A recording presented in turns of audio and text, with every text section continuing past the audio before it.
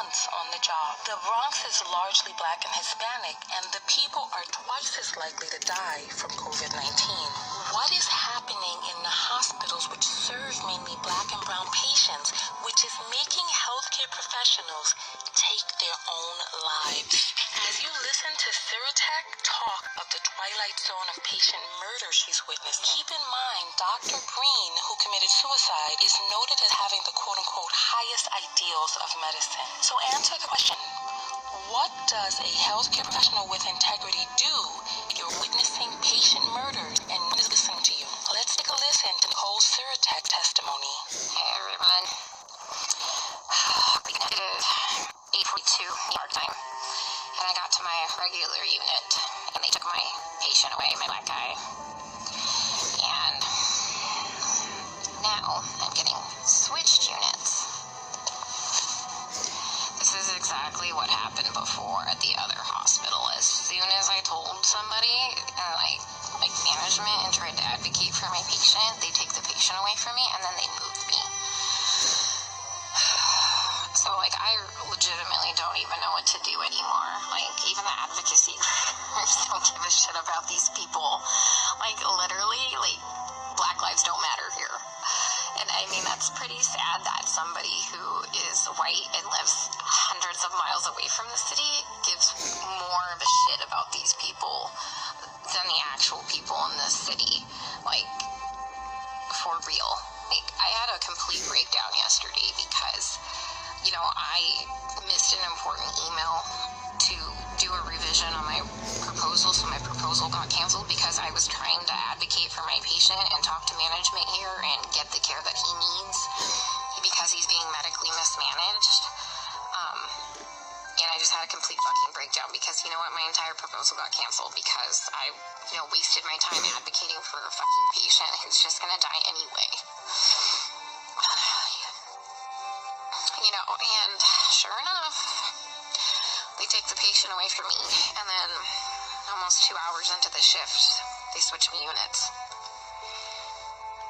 This is exactly what happened at the other hospital when I was advocating for the little Hispanic lady. Guys, here's the thing. Let me try and put things into context for you, okay?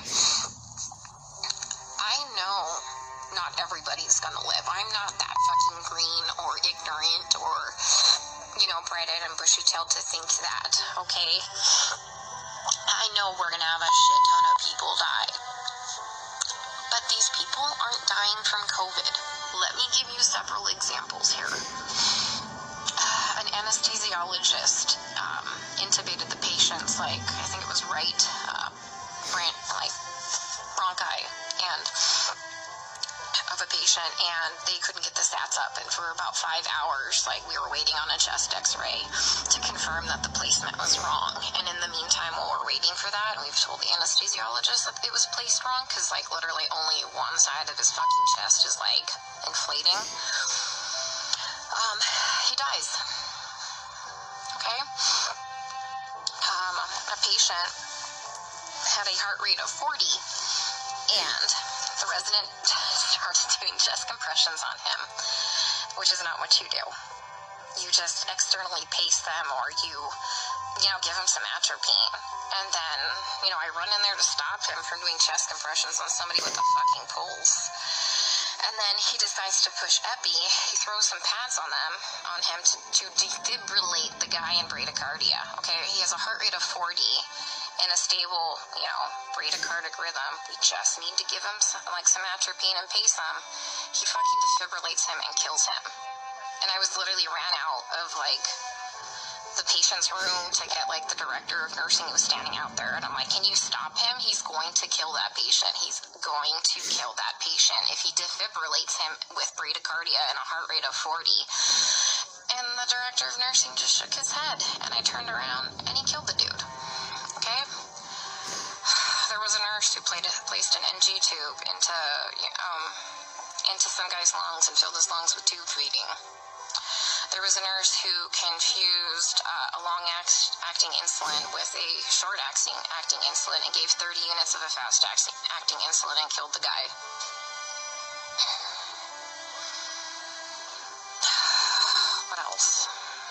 worse stuff have I seen. It's just here they're just gonna let them rot on the vent. They're medically mismanaging these patients. And, like, I'm not a doctor, guys. I'm not professing to be a doctor by any means. But there's, like I said, basic standards of care that we have to do. Like, when somebody's low on blood, like, literally on the brink of a critical low blood level, we should replace the blood. But I asked the residents, and they're like, does he have internal bleeding? And I said, no. Then they're like, well, we're not replacing the blood. Well, here's the thing. In these COVID patients, they all eventually need a blood transfusion. Their blood, like, if you don't have enough blood to actually oxygenate your body, the vent settings don't fucking matter, okay? They don't matter. Because you have no oxygen carrying capacity of your blood, okay? I told you about the patient where, like, all that, like, purulent drainage just kept seeping into his lungs because the ET tube cuff was leaking, and nobody has a fucking manometer here to check the pressures. And I finally figured that out. And I kept saying, hey, you know what? His white blood cell count is steadily, like, you know, we're having a problem with it. Like, do you want to start some antibiotics? No. Well, does he have a fever? And I said, no, he doesn't have a fever. They didn't want to start antibiotics. Day shift nurse finally got a chest x-ray. He has full-blown pneumonia now. Like, I've been telling them this for a while, but because he didn't have a fever, they didn't want to give him antibiotics. We have a nurse who, like, fell asleep at the fucking nurse's station while we were all in rooms, and her norepinephrine ran out, and the guy had no fucking blood pressure, and he didn't perfuse his brain, and I'm pretty sure he's brain dead. That same nurse is now running a CRRT machine, a dialysis-like machine, that she has never done before. She said she'll figure it out, okay? I'm pretty fucking smart, and I figure a lot of shit out, but I would never attempt to try and figure out a CRRT machine on the fly. Like, we are adequately staffed. There's a shit ton of staff in there, like, and we have a nurse who does CRRT in there. She has a different patient load. We told them, like, hey, let's just swap these nurses so the one that knows how to work this machine can work this machine, but they didn't want to do that. So I'm pretty sure that patient will be dead here in a couple hours. And this is why I freaked the fuck out yesterday. Because nobody is listening. They don't care what is happening to these people. They don't. I'm literally coming here every day and watching them kill them. I mean, we're not going to save everybody. That's fine. Like, come on, guys. We're not God. But, like, some of these people, hey, we know that they're not going to live. Let's start a hospice unit or something, you know? Like, they don't need to be in the ICU. Let's change course. Let's do palliative care or something. Like, literally, some of these people are just on sedation to keep them on the vents. Nothing else. I have a lady on a trach on a vent, and she's not even fucking cognizant. She's not even on sedation. You know what we give her every day? We give her breathing treatments, albuterol, and she gets insulin. And that's it. That's it. We're not treating the COVID, guys. Like, for real, we're not treating the COVID. You know, every day we try and get these guys off the vents, right? Because, you know, there's criteria for weaning. Every day, the day shift nurse will wean them down, like, to, like, minimum sedation. Every night, we come in and we get the same two residents, and they fucking max out all the sedation again and undo all the work from the day shift. Then the day shift attendant will come in and they'll all do rounds, and they'll be like, he wasn't synchronizing with the vent. So we had to turn all the sedation on. And I'm like, he wasn't synchronizing with the vent because it's in the wrong vent mode.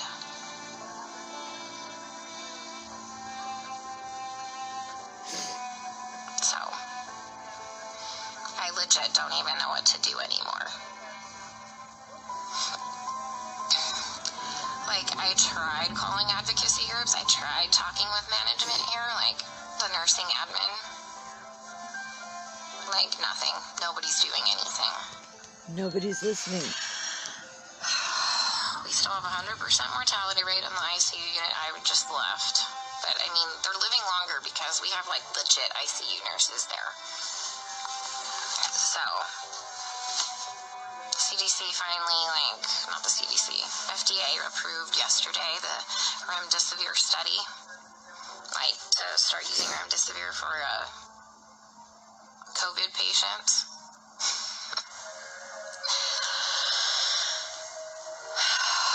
Guys, I don't even know what to do anymore, and this is why I had a complete fucking breakdown.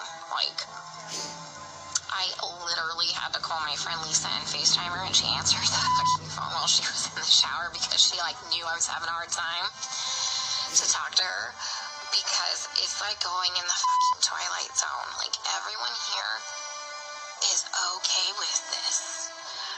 Look, the only way I can kind of put this into context for everybody is, and this is going to be kind of an extreme example, this is really the only thing I can come up with, is if we were in Nazi Germany and they were taking the Jews to go put them in a gas chamber, I'm the one there saying, hey, this is not good, this is bad, this is wrong, we should not be doing this. And then everyone tells me, hang in there, you're doing a great job, you can't save everybody, you're amazing, you're a great nurse. Guys, I know I'm a fucking good nurse. I know I go in there and I give it 500% every day. I know I'm not being negligent. Okay, I fucking know that. What I need is someone to help me save these people from being killed. Okay? From gross negligence and complete medical mismanagement. And no one is listening to me. For real, nobody's listening. I even tried getting a hold, of black advocacy groups here. They just put me on hold or hang up on me. Tried talking to management. Now I got moved units. I legit don't know what to do anymore. Can someone come up with some type of a solution for me?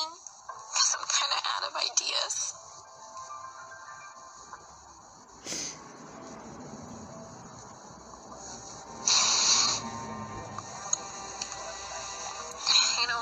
I try and talk with some of the other nurses here, and they're like, well, you can't save everybody.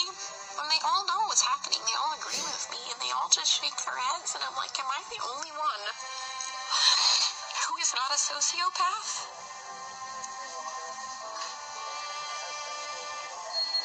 To think that this is okay?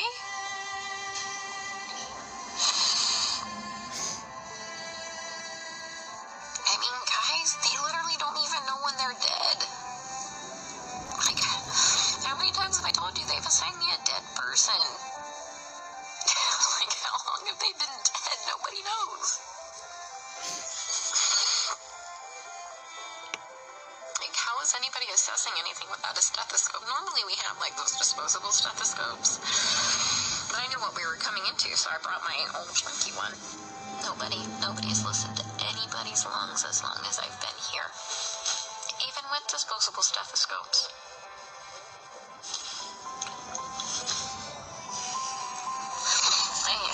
I keep telling them that, the guys are, my patient's going acidotic. We need to do something about this before his kidneys shut down, give him some bicarb or something like that. And this is what they do. They